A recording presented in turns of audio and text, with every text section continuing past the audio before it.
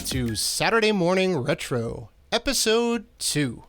Before we start the show, we want to thank all of our wonderful fans who have supported us. And if you want to show support for the Rated G Network, you can find us on Patreon at patreon.com/RatedG4Gamers. You can also find us on YouTube, Twitter, Instagram, and Facebook at Rated G for Gamers. And finally, please rate and review us on iTunes and Spotify. We appreciate all the love. I'm your host, Dave Bertino, and this is my co-host, Dan, the podcaster formerly known as Classic Robinson. We're back, baby. Episode 2. We are back, Dan. And you know what? We're back, episode 2, and we're going big.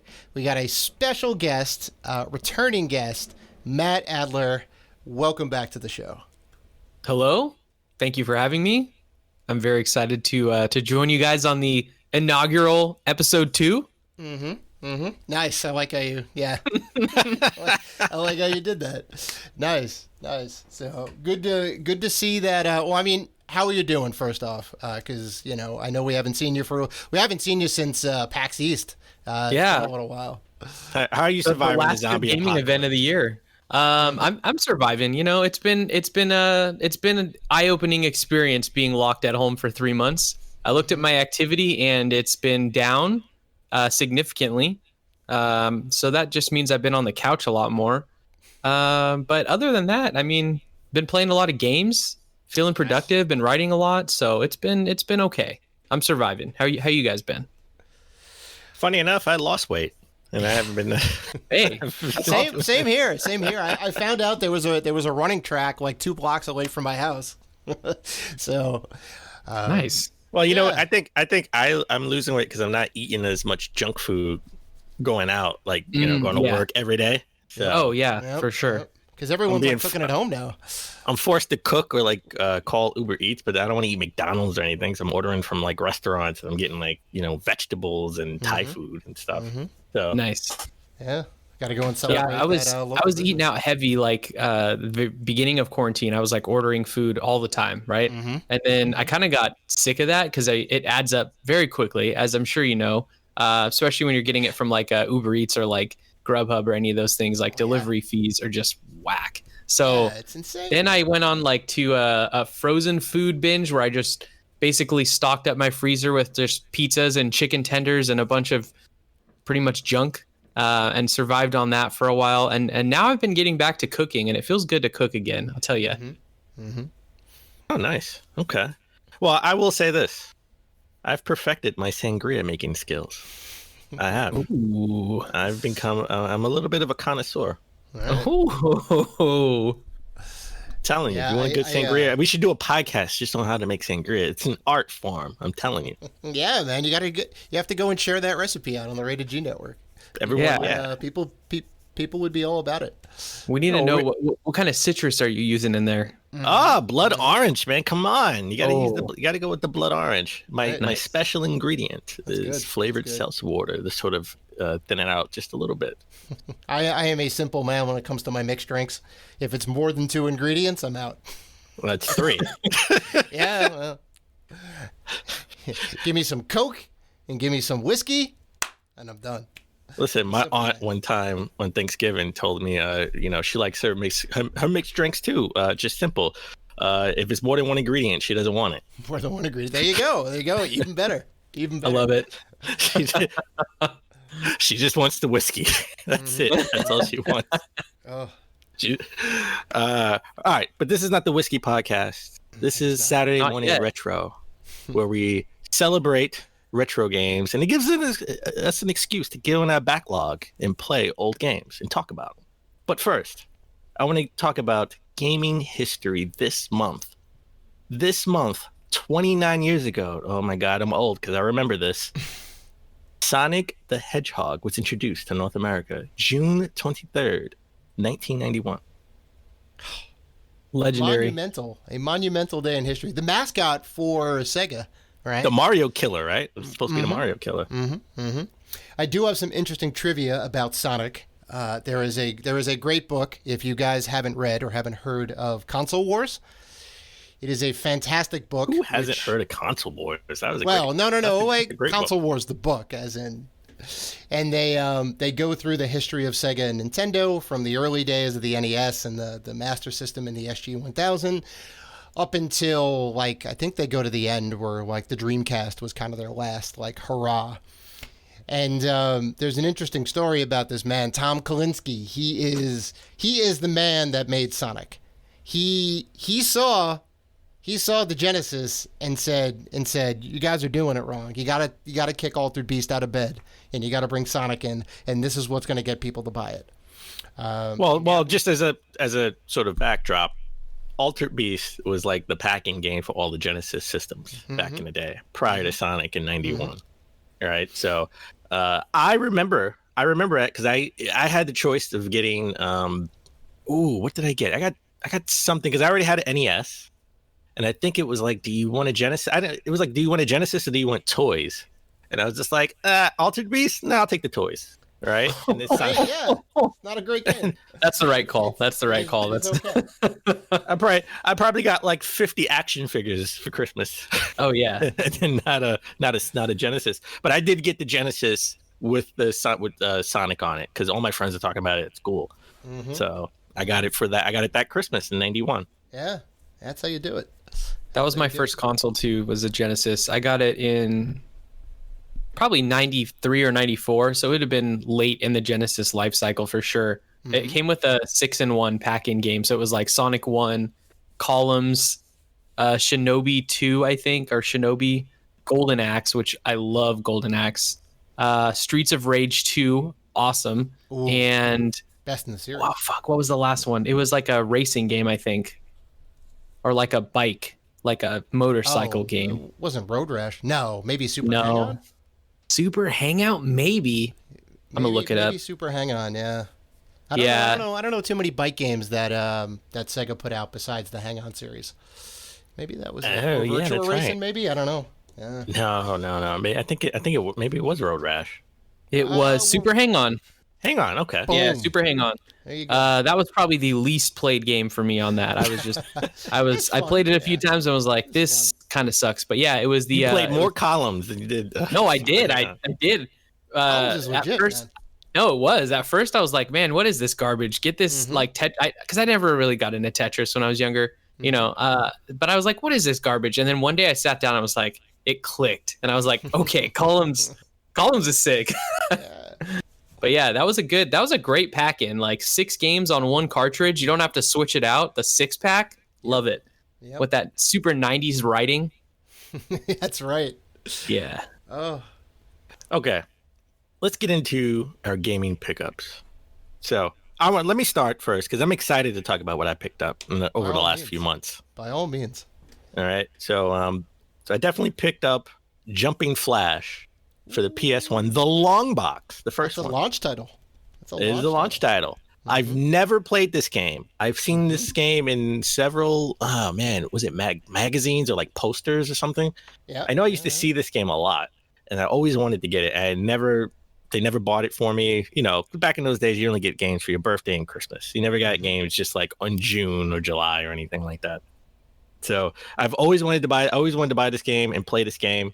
So I now own it. I own the long box. I'm super excited to have a long box. I don't know how many long box games there are for the PS1, but I think I have like 12 so far. So nice.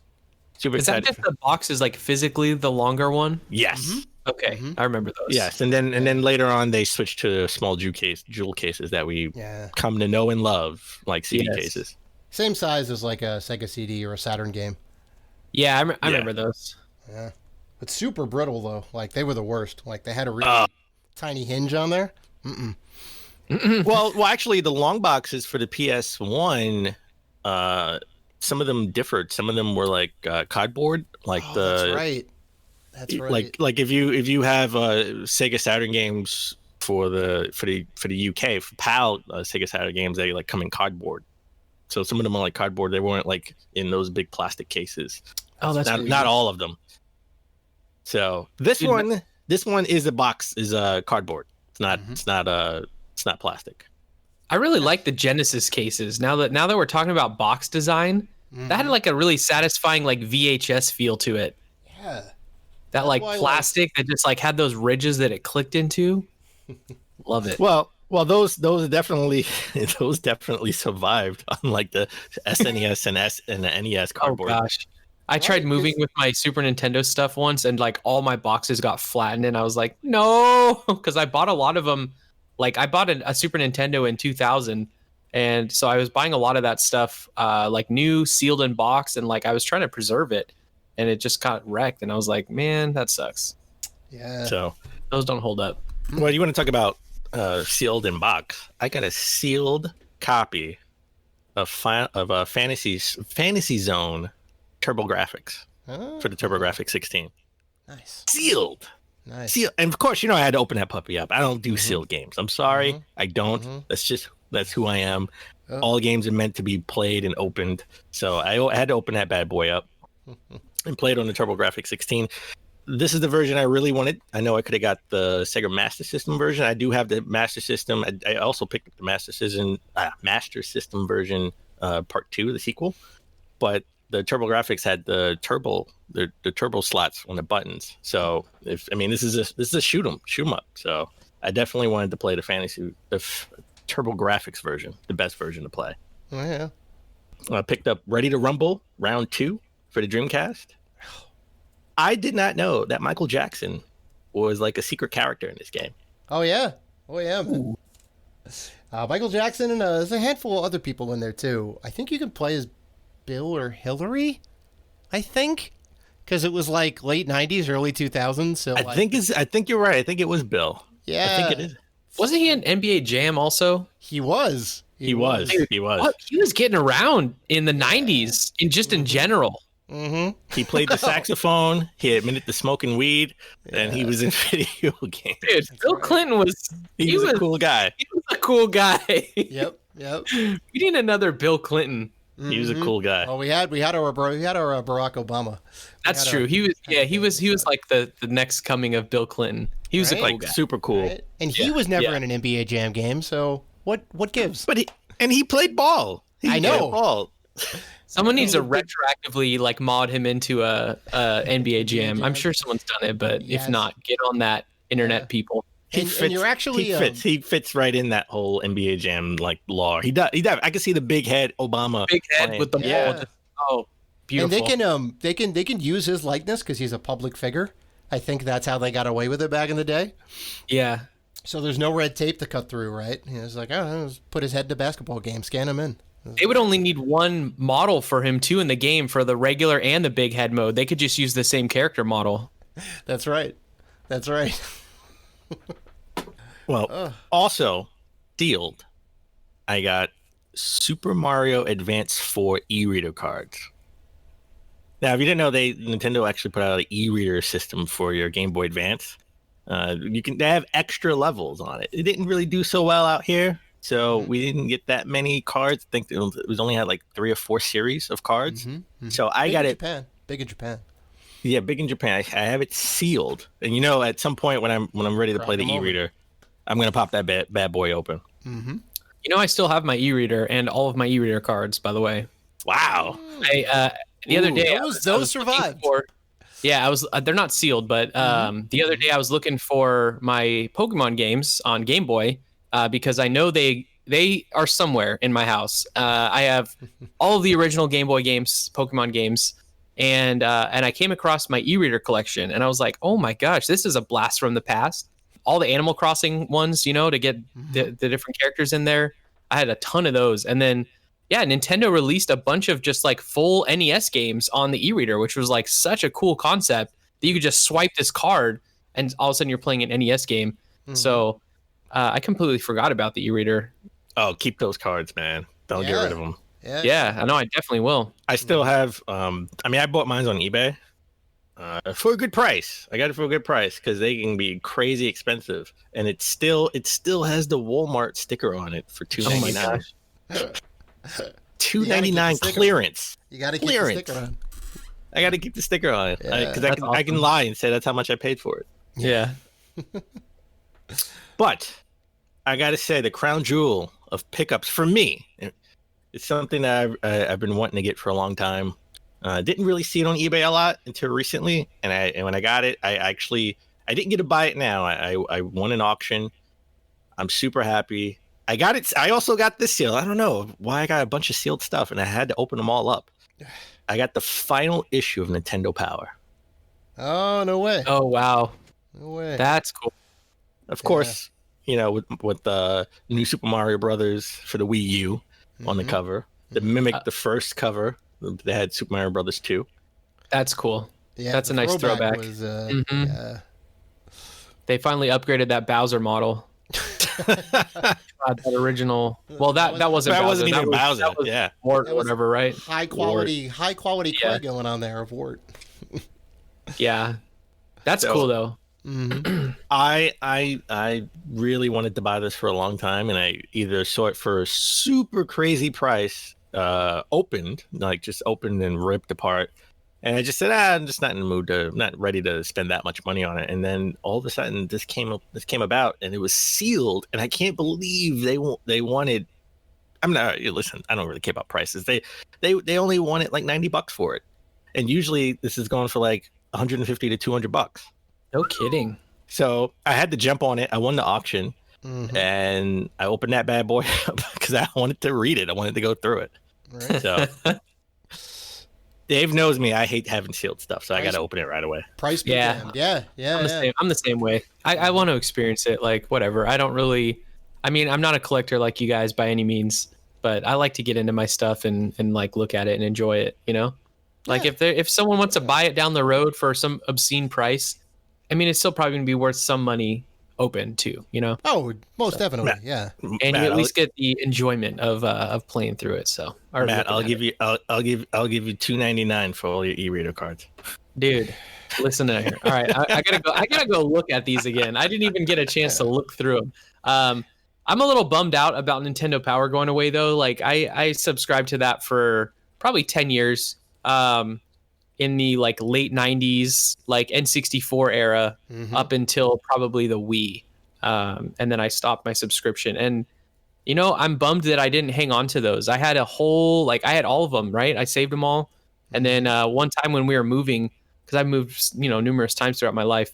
And every time you move, you just like shed some extra stuff, right? Every time you're like, do I need this? When's the last time I actually use this, right? I had a stack of Nintendo Power and I had a stack of ESPN magazines. And I was like, I'm not going back and reading any of these. Like, I wasn't thinking long term. The only thing I held on to long term was my Pokemon card collection. And unfortunately, those aren't like crazy worth a lot of money. I didn't have any like insane rare ones. So, but I'm kind of bummed I didn't hang on to those. Those would be fun to flip through now, like 20 years later, right? Well, there was sort of like I think there's another magazine, fan made, of course. I think they started like a crowdfunder for it. And it's like Nintendo Force. And they picked up right where Nintendo Power left off. Oh, that's cool. That's right. So they got to cover the Wii U. That's exciting. They got to cover the Wii U. So that's great. I'm sure they did really well right out of the gate. Well, all those first party games that were coming out, on a clip. Yeah. Well, they're still around. Mario game. Well, they suffered through the bad years, and they're still around, and they're here for the Switch. They have all the Switch games. Right? Good times now. If they made it through the dark times, then they're home free. So, but I'm super happy to have this in my collection. There were 280 something issues of Nintendo Power, and that's including some of the strategy guides that they actually counted the early on strategy guides, not the GameCube strategy guides. I have like 105 issues of Nintendo Power. Oh wow, that's really cool. Yeah, so I'm super happy about that. The later issues, the Wii U issues, are really expensive. They really do go up there. That's kind of odd. I figured the earlier ones would be the ones that people want, right? Well, the first like 20 are kind of up there in price. Even though I mean, Matt, you were with me when the guy. I think I saw you right afterwards. The guy tried to beat me in the head for a bunch of Nintendo Power. Oh, yeah. No, I was with you at that booth. He was like, that was the guy that promised you one price, and then when you return later, he's like, no.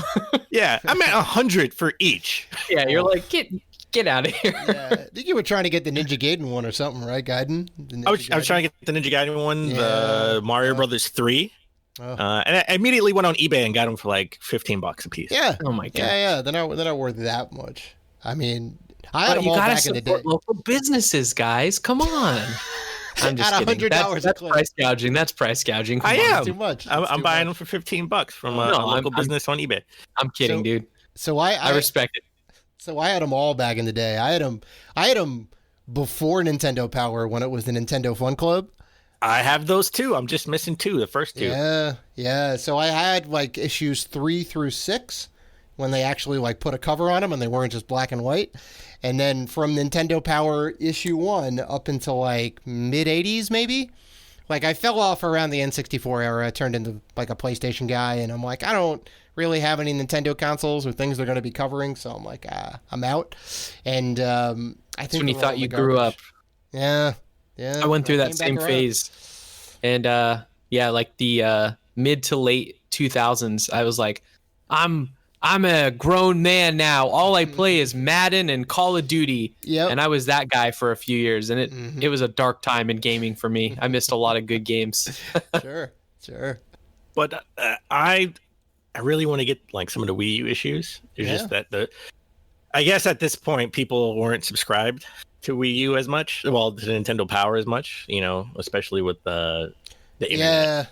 Yeah. Mm-hmm. So that's why it's expensive now. And not a lot of people are selling them. So right. It sounds about right because they didn't have a high circulation. People probably didn't save them. So that that Dave, makes sense. Dave, tell me about the pickups that you got. Tell me about your quarantine pickups, man. My quarantine pickups. My quick ups. Does that make sense? No. My quick ups? Nah. Never mind. We're ending that right now. So I have Turok 2 for the N64, which I got from our friend Retro Sniper on Instagram. He runs claim sales every now and again. Had it for a really good price. And I picked up Turok 2 not only because it was a good price, but it was my jam back in the day. People talk about GoldenEye they played during their college days. I also played Turok 2 because it had great multiplayer. And we had a bunch of N64s. We had the big TV in the lobby. We'd all sit around and play. So I got some good memories on that game. Finally picked up the Genesis Mini, right? That's a good 40 games in one. That's solid. I got that hooked up in the living room. That was a day one for me, and I played it maybe twice. Oh, man. But I love it, dude. Actually, when I was at E3 last year, did you guys did E3 last year, right? 2019? Well, we did coverage of it, but we didn't get to go. Yeah. Oh, that's right. That would have been quite a journey for you guys. I went to Sega. I had an appointment with Sega, and they gave out. That was where we got to play it for the first time before it was like out. Mm-hmm. They gave out little cartridges like that fit inside the top of the the Genesis Mini, and they were all flipped over, so you didn't know what you would get. Mm-hmm. And I really wanted Sonic 2 because that's like one of my favorite games of all time, and like definitely my favorite Genesis game. And I got Shinobi 2, and I was like, okay, that's fine.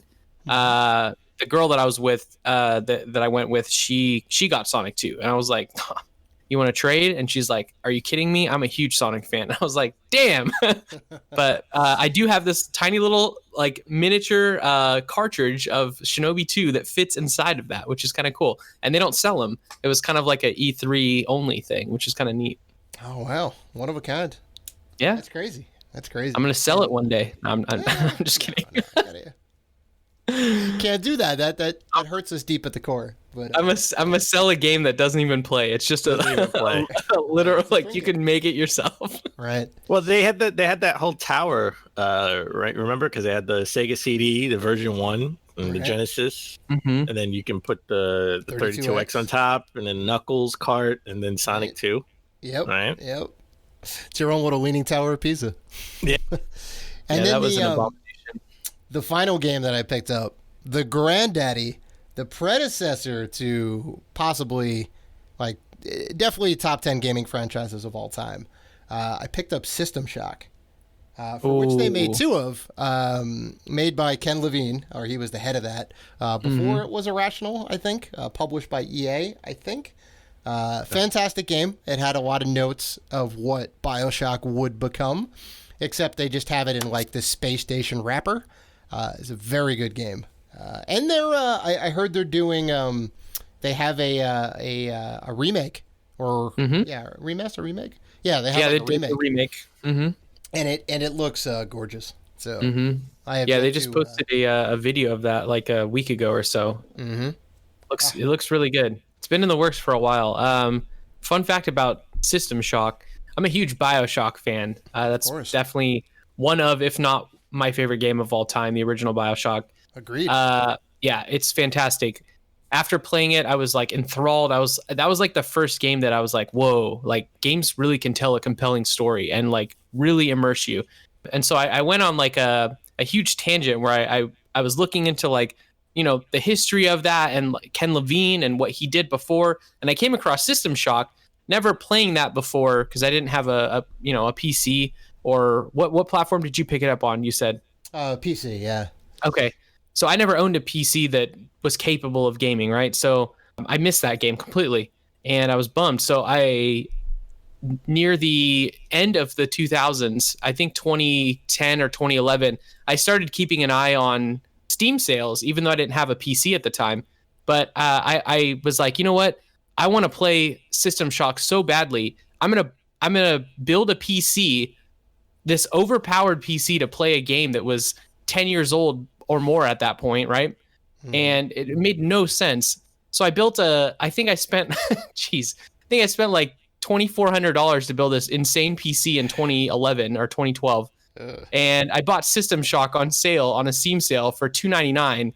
Actually, I bought the game first for $299 because it was on sale on Steam. And I was like, I'm going to build a PC so I can play this. And I just went all out. And so you had the game before you had the... I did. I mean, it was $299. Like, it's a deal. How could you not get it? I think it was normally like $20. And I was like, what a deal, dude. $299, I got to pick this up. Now I got to build the PC.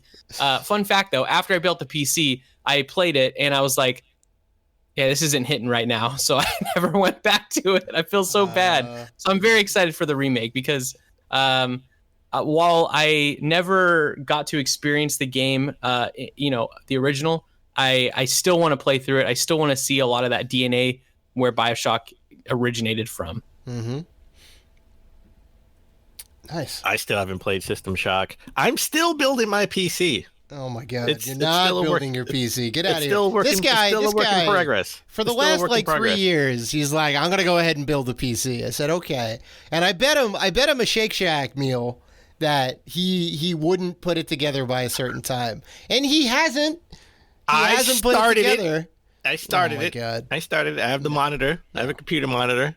You need a monitor right? You need a monitor. You do. And look, I'm actually looking at my old case right now. I bought the same exact case again because I love the case that I have, but I like scratched it up a little bit. It's not bad by any means, but I wanted a new one, so I bought another one. So I have the case for you, Dan. You just got to buy the internals for it. See, well, all right. Well, there you go, Matt. There you go. I have a monitor. I have a case. See, it's already progress. Technically, don't have the case yet, but that sounds like you owe somebody a Shake Shack meal. Progress. Thank you. I have to say, how long has this bet been going on for? Like 3 years, I think. Okay, you owe him multiple Shake Shack meals. He said, no. Yes, the deal was each year. Yeah, one for each year at the minimum. The deal was, I have to start building it. That was the deal. We didn't say it had to be built. That wasn't specifically I feel like said. Building implies you are physically taking parts out of a bag and putting them into a box. That's building. Well, I have right now. You're in the early planning stages where you're like, what do I want? Do I want to go into a bunch of computer parts in a bag? I have a bunch of computer parts at work. Hey, there's no better time to build a PC right now. I'm just saying, I built a new one last year, and AMD processors are kicking Intel's ass, and they're so much more affordable. Get on it. If you need help, let me know. I will help you out.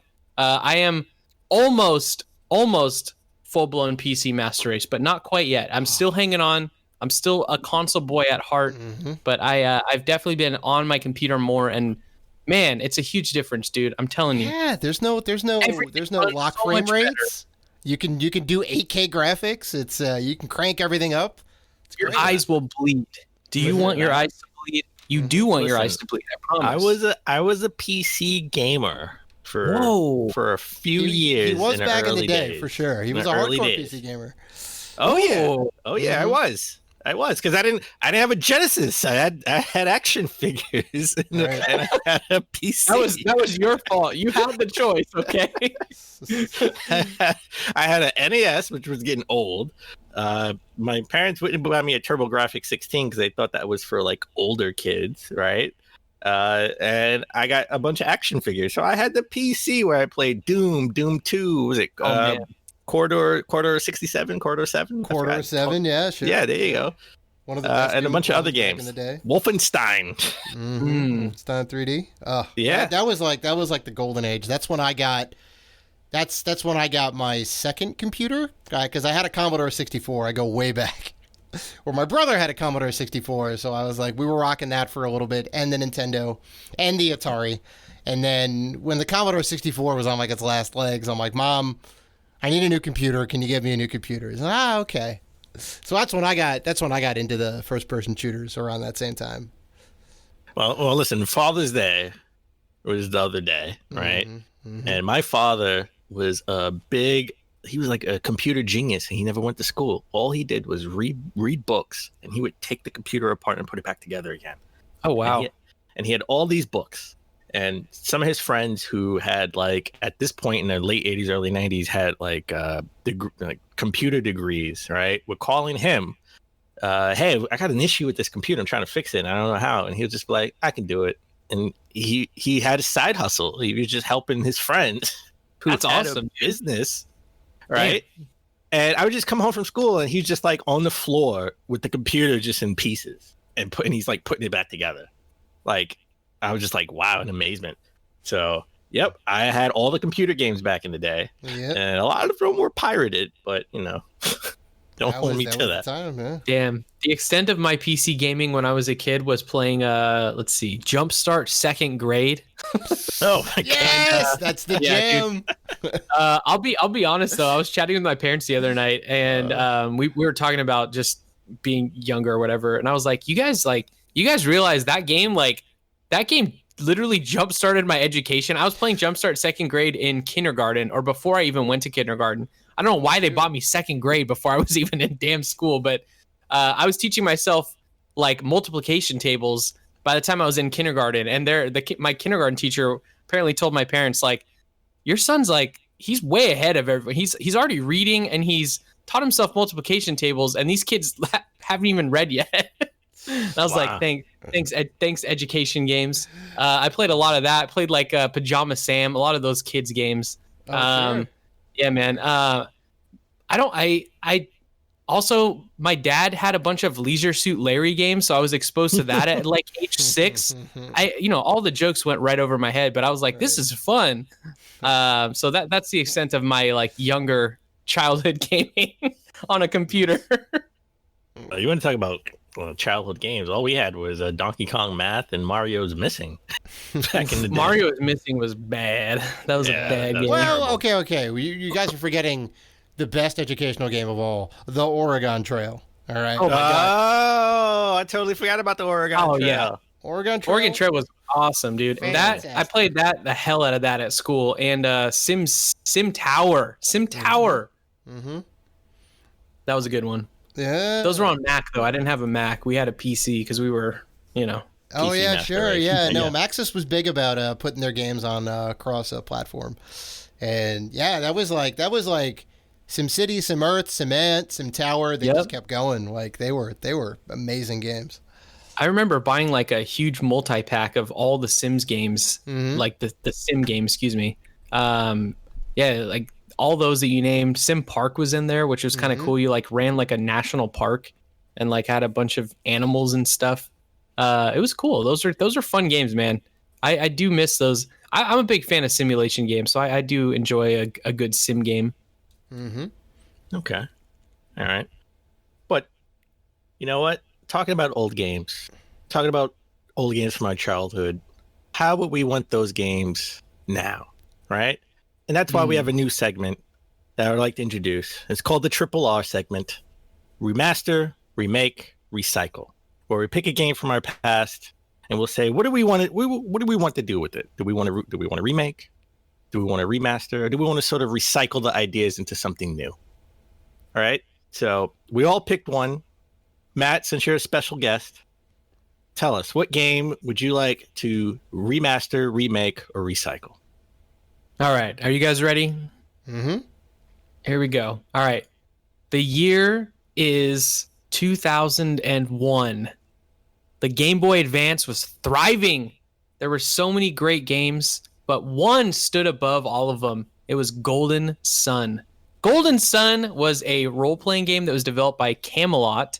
You may know them for doing a lot of the Mario sports games, Mario Golf.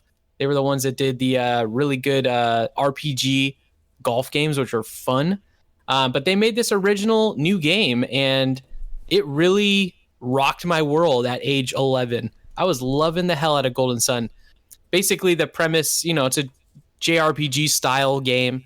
You've got 4 different kids that are trying to save the world. All the typical RPG tropes that you'd expect. But what I really liked was the dungeons that they had were very puzzle focused.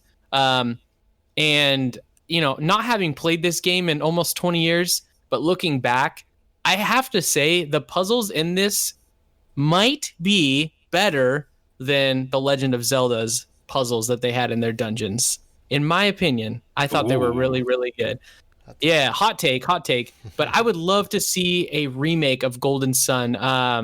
I think it would be really fitting if Camelot wants to pick it up, go for it.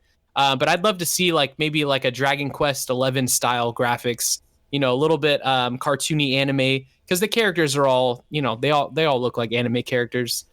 But the battle system was really fun, very, very, very unique. They had summons, all the typical stuff that you get out of a JRPG game. Different elements. Each character kind of controlled the different elements. So one of them covered earth, one of them covered fire, one of them covered air, one of them covered water, and they all had corresponding synergies. Is basically magic in that game that they would use in battle, that they could do different attacks. They had a Jinn that they could summon, which were basically they leveled up as you kind of unlock more of their power. They got more powerful. But man, that game was ahead of its time, I have to say. On Game Boy Advance, it was 3D sprites, and the world was top down, but it was kind of a 3D, kind of what the later style Pokemon games started to look like, but a little bit more 3D rendered sprites on a Game Boy Advance, which was really cool. And the battle sequences were awesome, man. The background was a 3D, and the characters were on the plane in front of you, and then the enemies were in the back, and it really had a true 3D effect to it. So graphically, the game was ahead of its time for sure. So I think it would be really cool to see that remade for Nintendo Switch. I think that'd be an awesome game to take on the go. I mean, especially after seeing a game like Octopath Traveler come out, I would be down even if they remade it in that kind of a style where it was that 2D, 3D with the really dynamic lighting and stuff. That would be really cool. But yeah, Golden Sun, man, awesome story. Pretty generic, but it was cool at the time for sure. I think they could level it up a bit. There were 3 games I think in the franchise. I played the first 2, so it was Golden Sun and Golden Sun. What was the second one? Lost Age, and then I think the third. DS. There was a DS one. I never played the DS one. To be honest, I didn't. Maybe or Dark. Yeah, Dark Age, Dark Dawn. I never played that one.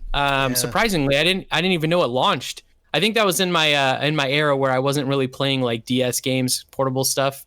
Right. So I might chalk it up to that, but it was really cool. I'm a sucker for elemental stuff.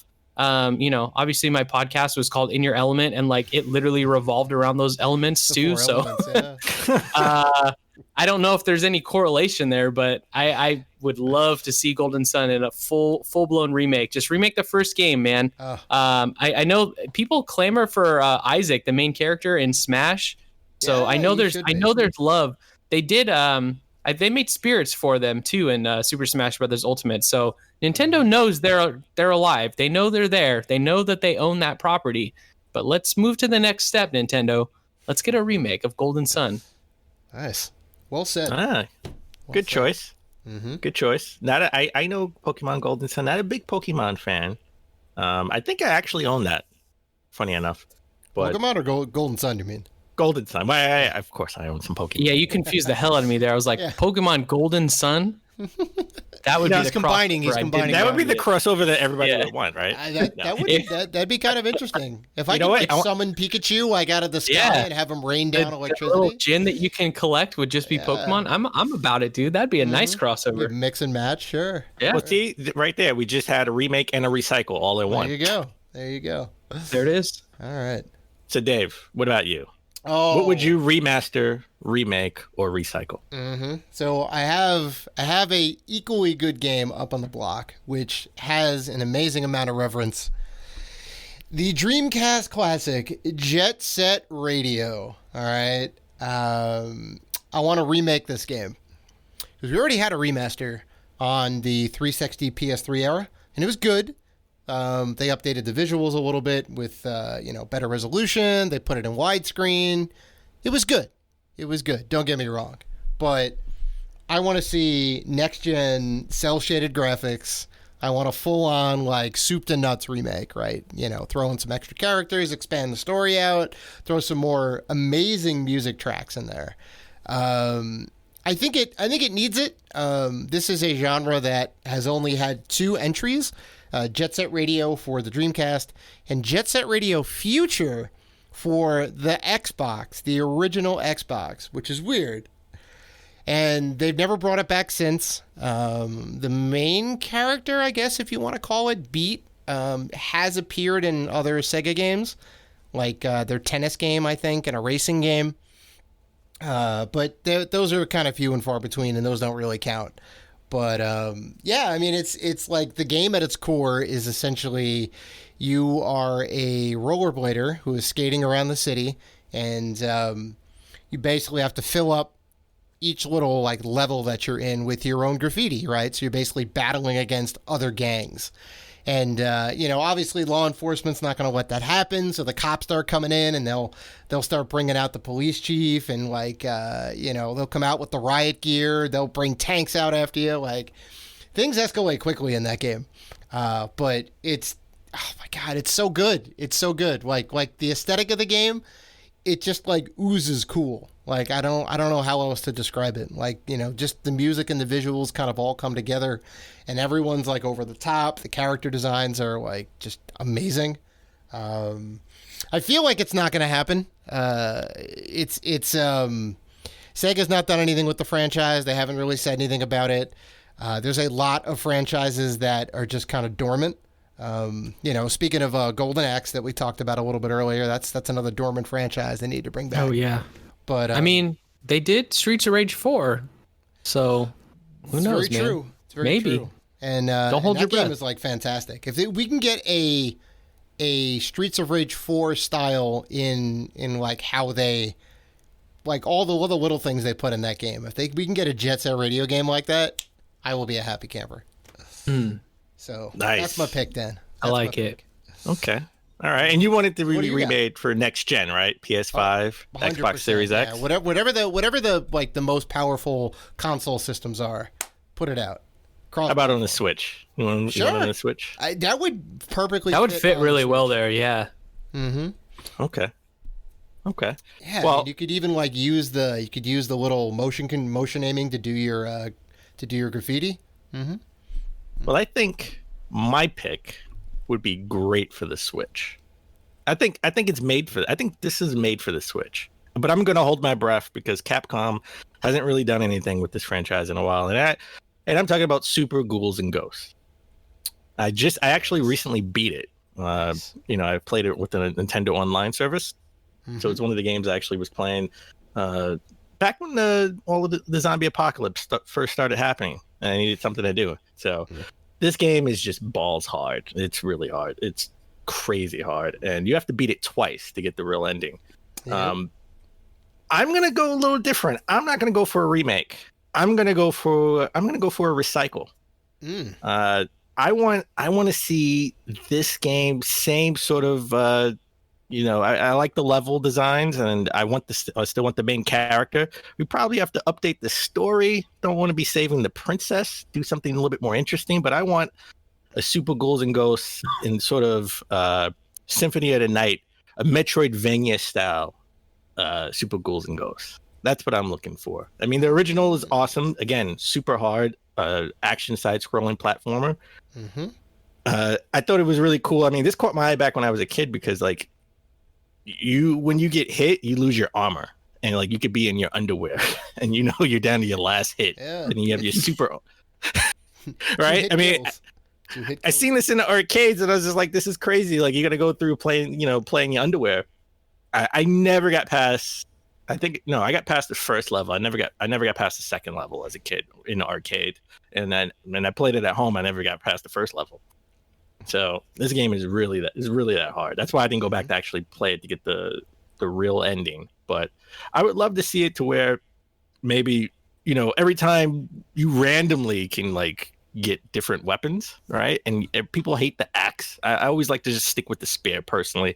Mm-hmm. I would like it to where you have to upgrade your weapons to progress to the next level, right? And you can pick and choose which weapon you need to get past a certain enemy to get to the next level. Again, cast Metroidvania style. I don't want to go too crazy with the graphics. I think we can maybe sort of upgrade it to now, the standards now, but I still like the old school type of game. That's why I think this would be perfect on the Switch. Yeah, that's a perfect chocolate in the peanut butter situation. It's two great genres coming together, right? The brutally hard side-scrolling action game and the kind of Metroidvania progression style of like Symphony of the Night. Yeah, I get behind that. Even if they wanted to upgrade the graphics to be like a Bloodstain, mm-hmm. I'm cool with that, right? Mm-hmm. But I love the art. Again, I love the sort of the level designs. I love the arts. I want to like this game, but its difficulty keeps me from really liking it more. And I think maybe we could do something different with it going forward, because Capcom hasn't really done anything with it lately. No, that's fair. No, they've not. I mean, they did do the couple on the PS2 that they had, the Maximo style games, but yeah, it's been a while. The spin-offs were the Gargoyles Quest for the Game Boy, right? Oh yeah, and Maximo, yeah. Maximo for the PS2, for Super Nintendo. I think it's time. I think it's time to recycle this idea and do something different for the Switch. So, all right, someone should kickstart that, dude. If not, geez, just let somebody kickstart it. Right. Oh, you know what? What was that game that we played at PAX? Panzer Paladin? Yep. Right? Like, yep. They would be the perfect dev to do something like that. I love that game. It's actually featured in Jeff Keighley's Summer Games Fest recently. So I would love to have them take a shot at it. All right, why don't we take a break? When we come back, we're going to dig deep into our backlog and talk about the games we've been playing.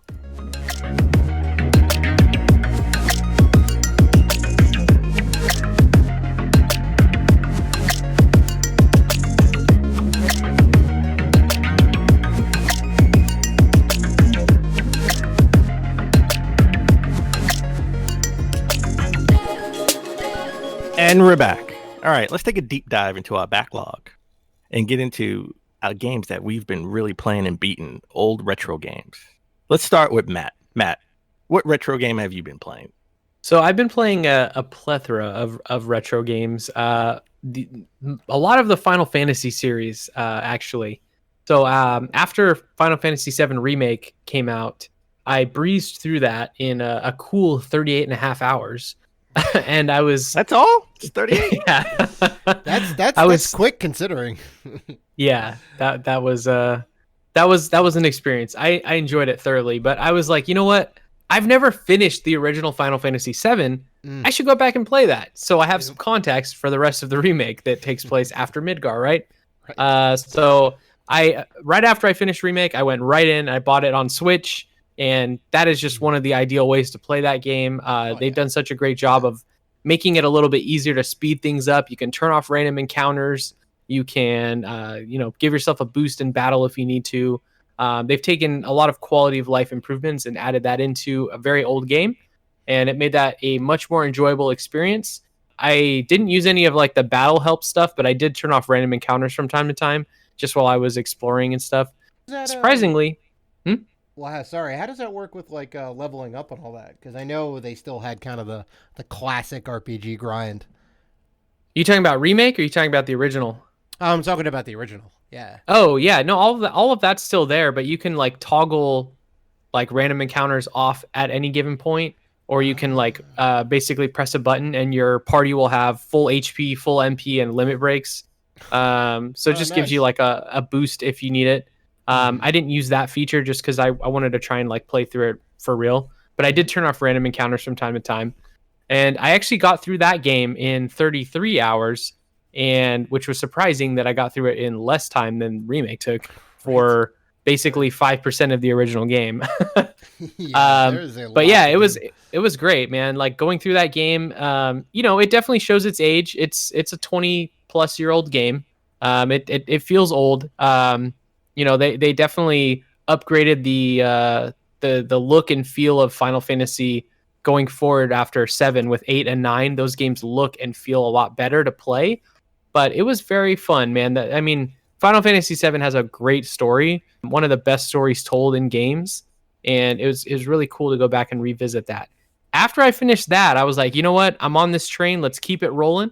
I decided to go back and play Final Fantasy 6 on Super Nintendo because I have started that game numerous times, never finishing it. Got about 3-4 hours in, and then Final Fantasy 9 came out on Game Pass, and I was like, shit, I gotta go play this because this game I did play when I was young, and I need to revisit this. So I started playing that a bit, and then I think I just got like Final Fantasy fatigue. Like I was just playing way too much Final Fantasy for like a month straight, so I had to take a step back and reevaluate my life for a moment. And that's where I'm at. But that's basically the retro games I've been playing lately. Final Fantasy will make you think. It will. What you're going to do for the rest of your life. There's a lot of like existential crisis that happens when you're playing those games. Like having to save the world. And then you're like, I'm here in quarantine. What am I doing to save the world? You know what I mean? Right, So right. I just had to reevaluate. But I do want to go back and finish 6 because I know that's like heralded as one of the best Final Fantasy games and one of the best games of all time for a lot of folks. And I love the setting. The characters are cool. That whole world is really, really cool. So I do want to see that one through. Yeah, 6 is my jam. 6 is my number one. 6 is my number one game of all time. I'll just say that. Dan knows this. We definitely talked about this in length. I'm curious what your favorite Final Fantasy is, since we're on the topic. I'm glad you asked that, Dave. My favorite Final Fantasy game is the black sheep of the family, which is Final Fantasy VIII. Wow. To give some context, this was the first Final Fantasy game I ever played. So it has an extra, it's got an extra special place in my heart because I think I was 11 or so when I first saw my friend playing it at his house, and I was like, man, this is cool. This is my first exposure to like an RPG and a JRPG all at once. I was like, this is really, really cool. Like, let me play. Let me get the sticks, So I made my own save file and I was playing through it. And then I was like, you know what? I'm just going to buy this game. So I bought it and I started over at my house and played through it. And man, what a cool game. Like at that time, I played it later, after it came out. I probably played it 2001. But man, that game at that era of PS1, like, Square Enix has had graphical fidelity at the core for so long. Those games looked way better than they should have. Yep. I remember we'd always, like, me and my buddy who I played with, we'd always have the conversation of like, man, when when PS2 is announced, man, I can't wait to see what the games look like on next generation. They're gonna look like the cutscenes in Final Fantasy. How that looks. That's gonna be the gameplay. And that actually wasn't the case until like probably now, to be honest. Like those cutscenes were so far ahead of their time. It's incredible. They still look really good, even going back now. They actually made a real-time, quote-unquote, PS2 demo of the ballroom scene from 8 when like Renoa and Squall were doing the little kind of dancing around. And they're like, look at what the PS2 can do. And it's like, well, kind of, but that's not actual gameplay. Yeah. I mean, their cutscene. I mean, fast forward to Final Fantasy X on PS2, and like those cutscenes looked even better, right? And like Kingdom Hearts, and like Square Enix just nails the cutscene. They still do. They like in remake they look really good. In Final Fantasy 15 they look phenomenal. So they've always been a step ahead for those cutscenes. But I really like the story of 8. It's weird, man. You go to space. There's some time shit happening. Like it's a wild story for sure, and definitely like a little less traditional than some of the earlier Final Fantasy games. It was really a departure from 7, and I think a lot of people don't like 8 because it wasn't a sequel to 7 or didn't feel the same. They really went in a different direction. But I came in at that time, and that's all I knew. So going back, I went backwards and I started experiencing the Super Nintendo games when I was younger. I would go and actually get like an emulator on my computer and just play those Final Fantasy 2, I guess, which is 4 now, and 6. I played those back when I was very, very young. After I played 8, and I was like, man. Then I fell in love with like these old school JRPGs. So it's kind of cool that it kind of all came full circle. But yeah, 8's my jam, dude. Wow. I love it. I've bought it like every possible time I could. I own it on my I own it on PS1. I bought it on PS3 digital. I bought it on my PS Vita. I bought it on Switch. I have it on PC. Like I love it, man. It's such a good game. So I had a quick little aside before we move on. I had this was before I owned a PlayStation. I had a PC that was decent, so I was like, all right, I'm all in on this PC, and I bought 7, the PC version of 7, in that weird trapezoidal box. And 8 was the same thing, I think. 8 was in like a special Eidos box or whatever with the shiny cover. And I was so excited. I went to the mall, I picked the game up, and I'm driving home in my damn like beater Buick. And I'm driving home so fast that a cop pulls me over, and he's like, "Excuse me, sir. Do you know what you were doing?" And I'm like, "I was driving home to play my video game." He's like, "You were speeding." And I'm like, "Yeah, I do." And I'm just kind of like glancing over because like the game is in like the passenger seat. I'm like, I really don't want to play this video game. Can you just write me the ticket and then send me on my way? And he did. He wrote me the ticket. I had to pay it. So. Damn, I was hoping he was going to spot it and go, "Is that Final Fantasy 8? Oh, man, that's a good game. You can go, man. Go home." That's where I thought you were going. Oh, man. So, yeah. The game cost me like $100 all said and done. Well, damn, you know what?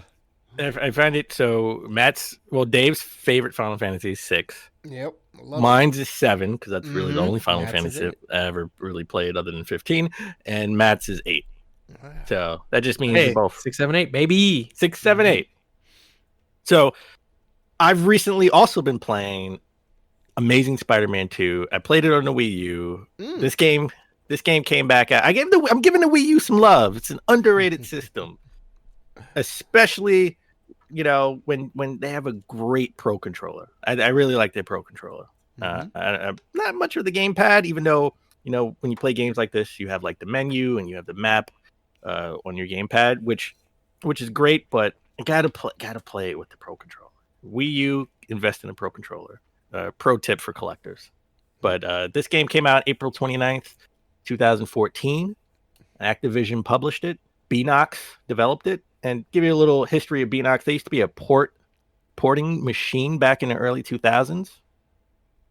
They are a subsidiary of Activision, and they've been involved in a bunch of Call of Duty games recently. Modern Warfare 2 campaign remaster, Black Ops 4, and they did a bunch of Skylander games. So before the Skylander games, they did the Amazing Spider-Man and Amazing Spider-Man 2. Spider-Man 1, the Amazing Spider-Man 1, the tying, it was okay. I thought this would be a little bit better. Definitely.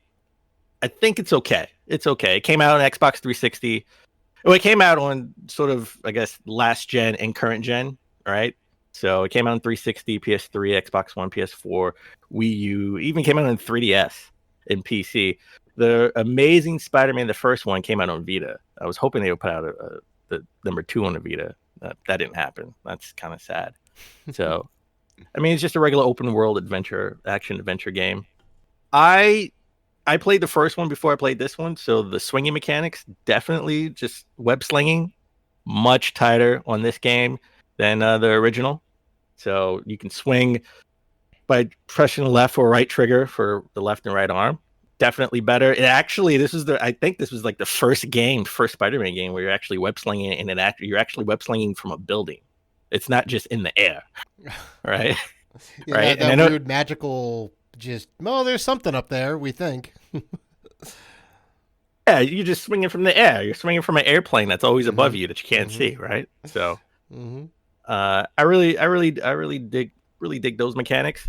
This game is super repetitive. Combat and missions are all just one button, mashes. And the combos are lackluster at best. Simple, like string combos. Yeah. Yeah. Lots of collectibles. So if you're all about collectibles, they have like comic pages you collect all over the city.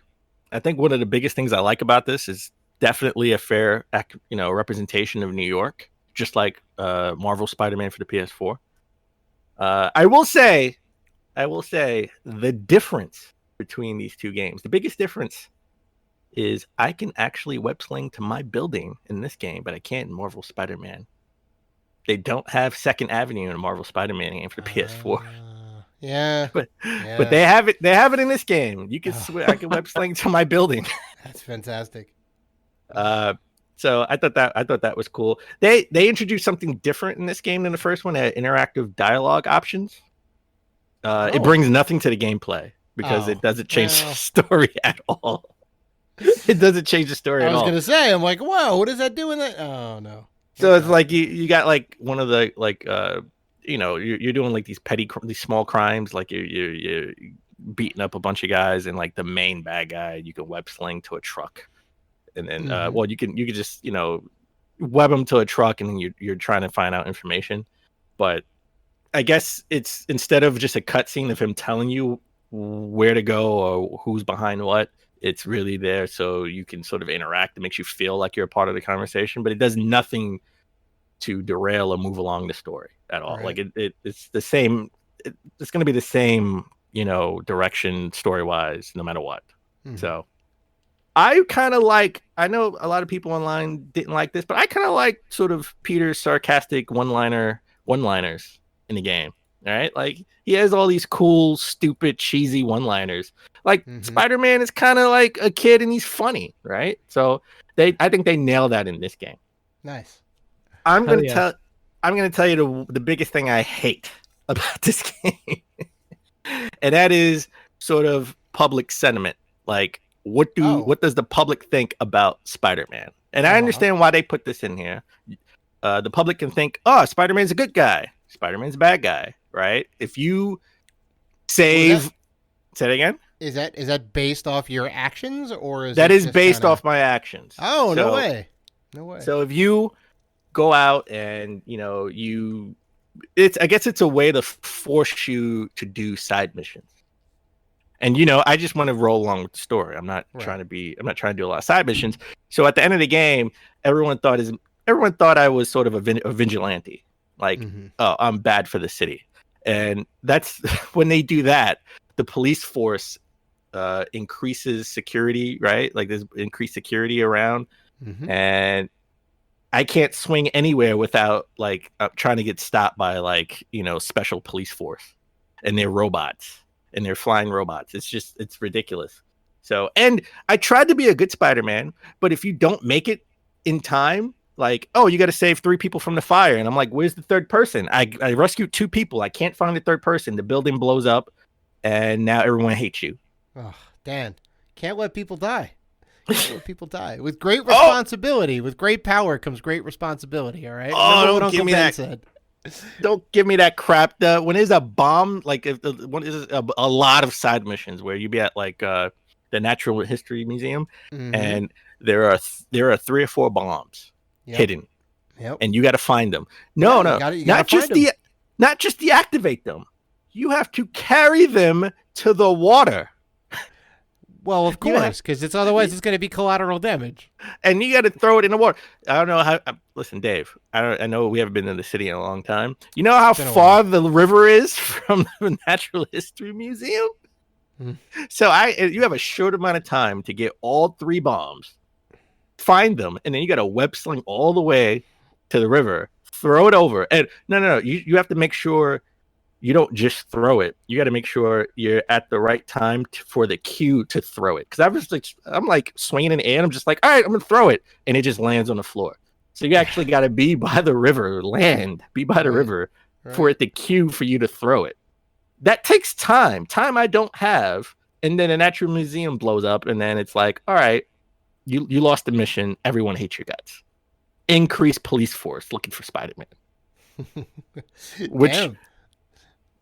Which I wouldn't mind if it wasn't for the fact that, okay, you're Central Park, and now you got to get all the way downtown to Battery to push the story along, and it's hard for you to get down there because every time you web slang, there's a police force like every couple of blocks that's gonna stop me from actually getting away from them and just swing into the story. So it's annoying. That got really annoying fast. I got to be honest. Well, I understand, and maybe I tried to do I tried to do the side missions, but it's like you can never do enough side missions. It's like I have to like 100% this game to be in good favor with everybody. And you know what? Jameson is telling everybody they hate me, so who cares? As long as everyone is safe. There you go. This game definitely deeper than I thought it was going to be from your experiences. Graphically, it looked like I know this came out in current gen PS4 and Xbox One, but this was really meant for last gen, right? Like this was sort of like this was a port from last gen to current gen, right? Like just like Breath of the Wild was a port from the Wii U to the Switch, right? Because this came sort of towards the end of the life cycle. The PS4 and Xbox One were already out in the Wii U, so it definitely had next gen vibes graphically. It was tied in with great. Tied in with the movie, right? That's a little bit. Okay, not a lot. The story was all over the place. Sure. I got the story. There were a lot of glitches and bad AI. I mean, listen. I'm sitting here trying to get to a mission, and one of the reasons why I can't save people from a fire, it is always a fire. You got to save 3 people, and when you can't just put them down. By the way, you got to put them down in the right spot. So I can't just drop someone off on the street. No. You have to swing around the building, make sure you're in front of the building where the fire department is, and put them right there on the arrow. And if you don't do that in time, it's over. Building's blown. But I got stuck in the building, like halfway stuck, and that's why the building blew up, because I couldn't get my leg out of the ceiling.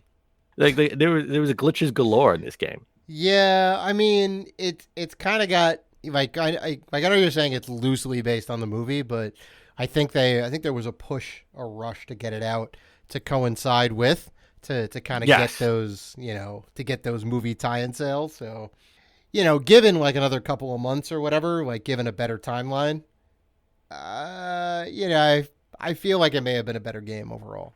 Well, I think the one cool thing is Stan Lee was in the game. Right, he ran the comic. Nice. Yeah, he ran the comic shop where you can train and you can see the collectibles and stuff like that, and you could talk to Stan Lee.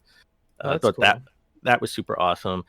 The stealth mechanics definitely similar to like the Batman Arkham series. When Batman's sort of hanging up in the air and he sort of swings down, hits you, ties you up, and pulls you up. Same thing. Right. That was pretty much the only good thing I can say about the fighting mechanics. I was really, it was cool to see all the villains. Like they had Carnage, Green Goblin, Kingpin, Shocker, Kraven the Hunter, Electro, right? But just how they crammed them all in made for a bad story. And every time I thought I got that climactic ending, oh, guess what? It's not over. Yeah. It's not over.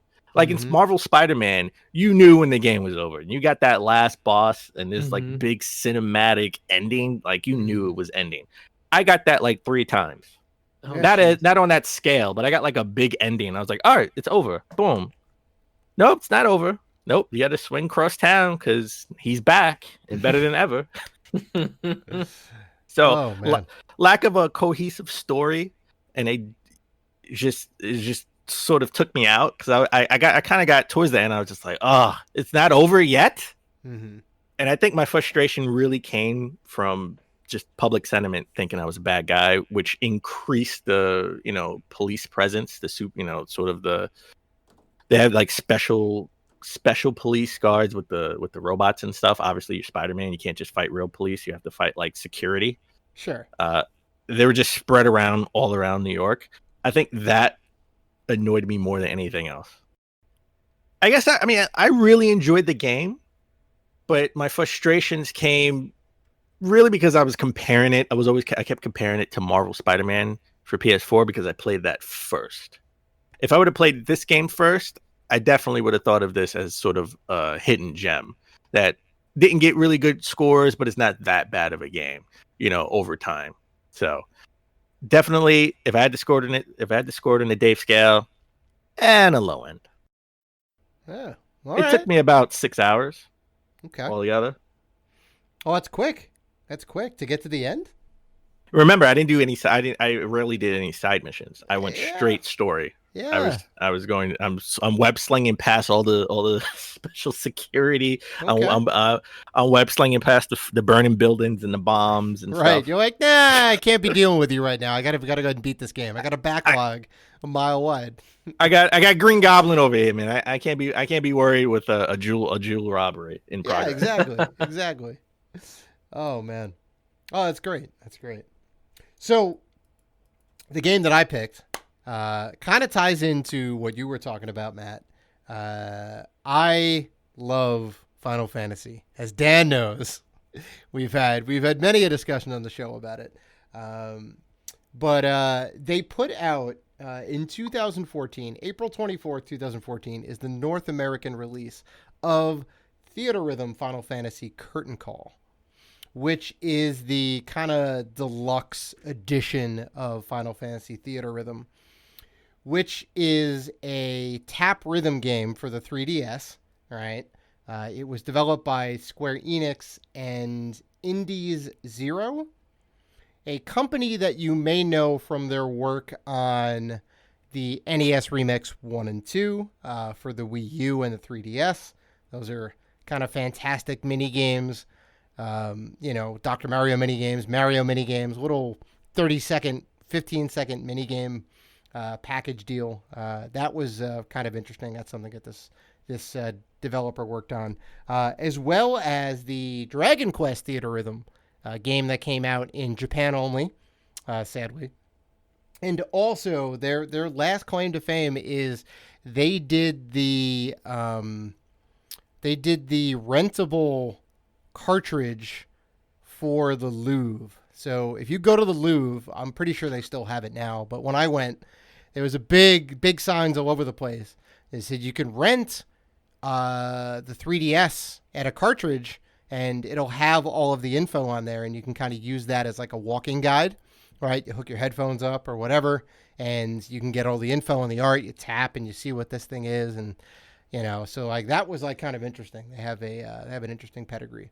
But this game is a tap rhythm game that is wrapped up in a Final Fantasy candy shell, right? So if you ever played a game like, Elite Beat Agents, or if you played like a Guitar Hero or a DDR, you're really just like tapping to the beat of whatever the song is, and they're all like Final Fantasy songs. And since this came out in 2014, they have every Final Fantasy game is represented up until Final Fantasy 14, because 15 didn't come out for another like two and a half years. They have Tactics, they have Mystic Quest, they have Type 0. They even have non-Final Fantasy games. There's a couple of tracks from other Squaresoft RPGs. That's the level of fan service that is in this game. Damn, I love that. Just like across the board, like you jump into the game. There's like maybe like 6 or 7 songs, right? So you get like a couple to play, and you're like, oh, great, I'll play this one, right? And you like choose a character, and like, okay, this is your main character. So there's like party building aspects in there, but it all like slowly opens up, right? Until you get to like the story mode things, which are like longer. Like you play on a map, and you can choose where you want to go, and so like so you play like a couple of games, and then it opens up the story, and then you play on the story paths, and you unlock other characters, you build a party, everyone levels up, you get different abilities, all in this like tap rhythm game, right? Which is like insane. There's even multiplayer head to head. You can battle against other people, which I don't know if that works anymore because it's like 4 years now. I think they kind of dropped a lot of the online stuff. Yeah. So, but like it's still good as a single player experience, right? You can just kind of pick it up, play a couple levels, tap. That's like kind of neat. And they even have like full motion video from some of the later Final Fantasies, right? So if you want to do like One Winged Angel, I think that has visuals, and you see like Sephiroth come down, and it's like it's crazy, like all in this little like 3DS cartridge. Wow. It's so good, and like the audio quality is great, and just thousands of tracks. I'm pretty sure there's like 1,000 tracks in this game, and they just keep unlocking more and more. Holy moly! Wow, that's a lot of a lot of tracks. Yeah, and like it's pretty much guaranteed that like your favorite Final Fantasy character is going to be represented, right? Because they have multiple characters from each game that like you get crystals to unlock certain sets of characters, right? You know, you get a bunch of blue crystals, and then you get like 4 or 5 characters to pick and choose from. So you can definitely like a lot of my boys from 6 are represented here. So like I'm good. I can get my whole team of like Edgar and Terra and all that, and Sealays. Like I'm good. Damn, that's awesome. You got to get my boys from 7 on there, man. Yes. There's actually like there's 2 different clouds. There's 2 different Tifas. I'm pretty sure there's like a Sid, and maybe like Barrett is in there as well. Like everyone is represented. And then just like that's really all the game is, right? There's just a bunch of like there's a bunch of songs to play.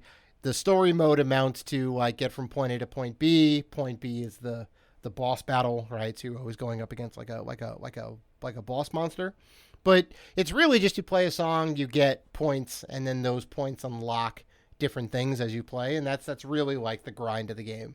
But it's fun. You can sit there for like a half hour, play it for a little bit, put it down, pick it up later. So I love it. You know, as far as a rating for this game, I'm gonna have to say it's fantastic with a small caveat. Like you really need to be a Final Fantasy fan to get the most out of it, right? Because the fan service, there's so much of it, and that's like really a big part of it. You're like, oh my god, they have like Cactor and Toneberry and you know, Ultimecia, and like just all these like different like characters and monsters and whatever, and like all the items you pick up are Final Fantasy items. So that kind of like goes a long way to get you into the game world. So I think it's good. I think it holds up. It's fantastic on the Dave scale, and I'm gonna stick to that rating. Nice. Okay. Yeah. So that's my pick. And I think that's gonna wrap up episode 2, the inaugural episode 2. There'll never ever be another episode 2 ever again. That's ever. Right. That's right. Glad I could join you guys for that. That's right. It's definitely been a good time. Before we go, do you have anything that you want to plug, Matt? Yeah, definitely. You can follow me on Twitter at Matthew Adler, and also on Twitch. I stream a variety of different games. I've been trying to work in some more indies in there too. That is also Matthew Adler on Twitch. Usually stream at nights on the West Coast time.